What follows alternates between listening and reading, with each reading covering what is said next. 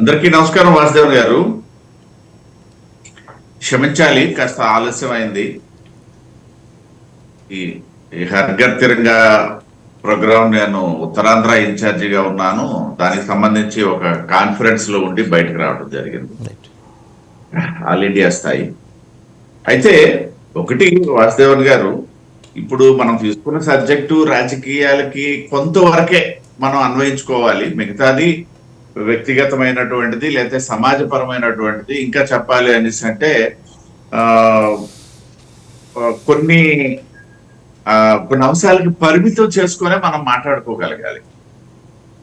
అంత విస్తృతంగా దీని మీద మనం చర్చించుకోవడానికి కూడా అవకాశం ఉండదు. కొన్ని మొహమాటాలు ఉంటాయి, కొన్ని ఇబ్బందులు ఉంటాయి. ఖచ్చితంగా పరిమితులు ఉంటాయండి, ఉండాలనే కదా మనం కూడా మాట్లాడుకుంటున్నది.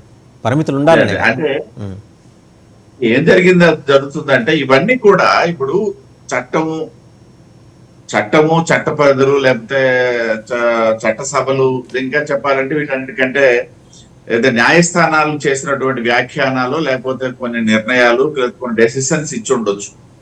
వీటన్నిటికంటే ముందు ఏంటంటే సమాజాన్ని దృష్టిలో పెట్టుకునే మనం ఆలోచన చేయాల్సి ఉంటుంది. ఇంకోటి ఏంటంటే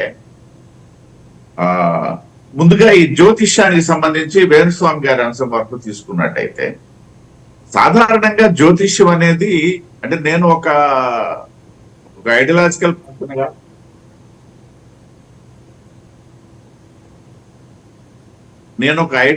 పర్సన్గా చెప్పాలనేసి అంటే అది ఒక శాస్త్రం, అది ఒక శాస్త్రము, శాస్త్రీయమైనటువంటిది అంటాను నేను.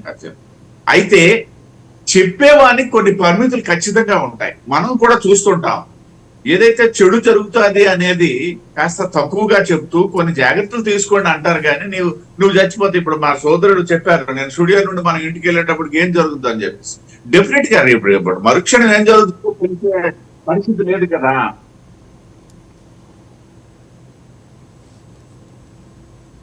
అవునండి, రైట్. టెక్నికల్ ఇష్యూ వచ్చినట్టుంది. అయితే క్షమించాలి వాసు గారు, తల్లి స్విచ్ ఆఫ్ చేయడం కాదు.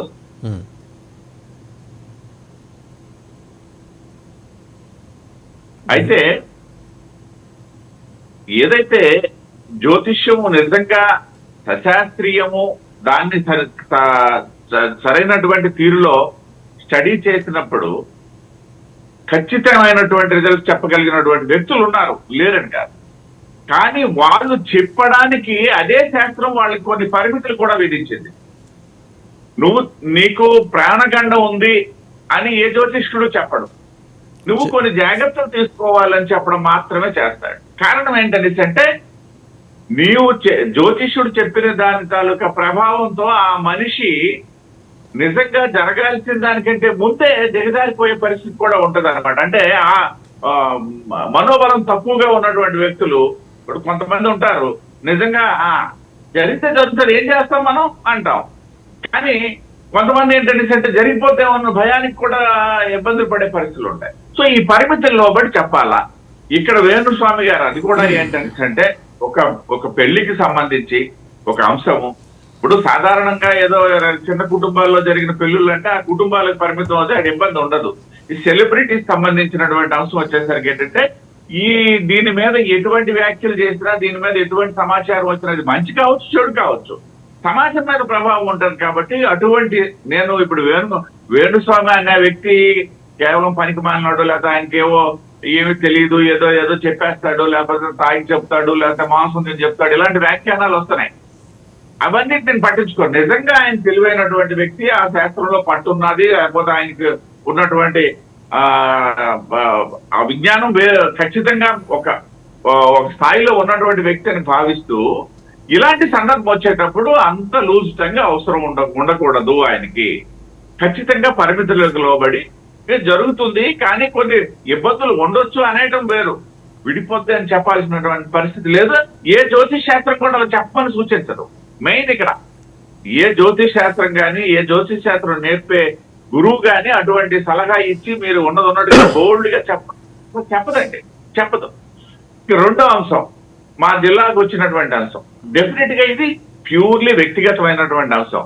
మీకు అందరికీ తెలియనటువంటి తెలిసింది తక్కువే, మీకు అందరికీ తెలిసింది 25% కూడా ఉండదు.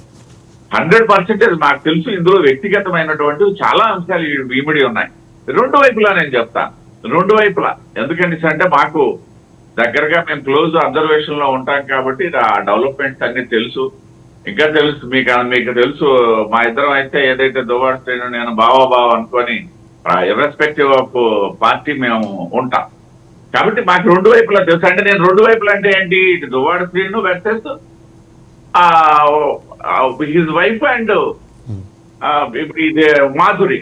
ఈ మూడు వైపుల నుండి కూడా మా దగ్గర చాలా సమాచారం ఉంది. బట్ అది ఏది షేర్ చేసుకోవడానికి అవకాశం లేదు, అవసరం లేదంటాను నేను. ఎందుకనేసి అంటే ఇవి వ్యక్తిగతమైనటువంటి అంశాలు అనేవి చాలా సున్నితంగా ఉంటాయి. కొన్ని సందర్భాల్లో ప్రస్తావన అర్హం కాదని నేను ఉదాహరణ చెప్తాను. ఏదైతే నిన్న మొన్న ఎపిసోడ్ లో పాపం ఆ అమ్మాయి ఏదైతే దువ్వాడ శ్రీనివాస్ అమ్మాయికి సంబంధించి మ్యారేజ్ అంశాలు కూడా ప్రస్తావనకు వచ్చాయి. ఆ మ్యారేజ్ నిజంగా చాలా చక్కగా చేశారు.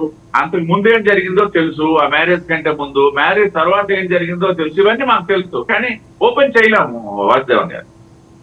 ఆ మ్యారేజ్ చేసినటువంటి సందర్భంలో నిజంగా చాలా గ్రాండ్ గా చేశారు. మేమందరం అటెండ్ అయ్యాము. బంధుత్వాలు ఉన్నటువంటి నేపథ్యంలో ఉన్న రాజకీయమైనటువంటి వాతావరణంలో చాలా గ్రాండ్ గా చేశారు. ఇవన్నీ జరిగాయి.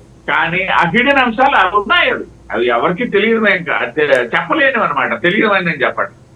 కాబట్టి కొన్ని వ్యక్తిగతమైనటువంటివి ఖచ్చితంగా సెలబ్రిటీస్ లేకపోతే రాజకీయ నాయకులు వీళ్ళకి సంబంధించి వ్యక్తిగతమైనవి కూడా సమాజం మీద వాటి తాలూకా ప్రభావం ఉంటుంది. డెఫినెట్ గా ఆ జాగ్రత్త తీసుకోవాల్సింది వ్యక్తిగతంగా వాళ్ళు లేకపోతే చర్చలకు వచ్చినటువంటి మనం కొన్ని జాగ్రత్తలు తీసుకోవాలి. ఎందుకంటే ఇదే సమాజం రేపు పొద్దున్న మళ్ళీ దీన్ని మోడల్ గా ఎవరు తీసుకోకూడదు, లేకపోయినట్టయితే మోడల్ గా తీసుకోవాలి కూడా కొన్ని సందర్భాల్లో మళ్ళీ. కాబట్టి వీటి పరిమితులకు లోబడి ఎప్పుడైనా చర్చించుకోవాలి మనం. వేణుస్వామి విషయం అయితేనే, ఇక్కడ దువ్వాడ శ్రీను విషయం అయితేనే. రైట్. డాక్టర్ రావు గారు. వాసుదేవన్ గారు, ఈ యొక్క వేణుస్వామి అనగా రోగు. ఎందుకంటే అదే ఒక స్వామి అంటే సమాజంలో ఎట్లుంటుందంటే ఒక మన సంస్కృతి ఆచారాలు తెలిసిన వ్యక్తిగా సమాజంలో గౌరవపడతాడు. ఈడేందండి, నేను పెగ్గు తాగుతా, నేను మటన్ తింటా, చికెన్ తింటా, రేపు నా జ్యోతిష్యాన్ని అడగకపోతే నేను మటన్ షాప్ పెట్టుకుంటా. ఇలాంటి వ్యక్తి హిందూ సమాజానికి సిగ్గుచ్చాడు. ఇంకేం అవసరము? మొన్న కూడా 175 వైనాడు 175 అని చెప్పేసి జగన్మోహన్ రెడ్డి గెలుస్తున్నాడు, మా చంద్రబాబు నాయుడు గారు ముఖ్యమంత్రి కాడు, ఇక్కడ కేటీఆర్కి అవకాశం ఉన్నది, కేటీఆర్ ముఖ్యమంత్రి అయిపోతాడు, క్లీన్ స్వీప్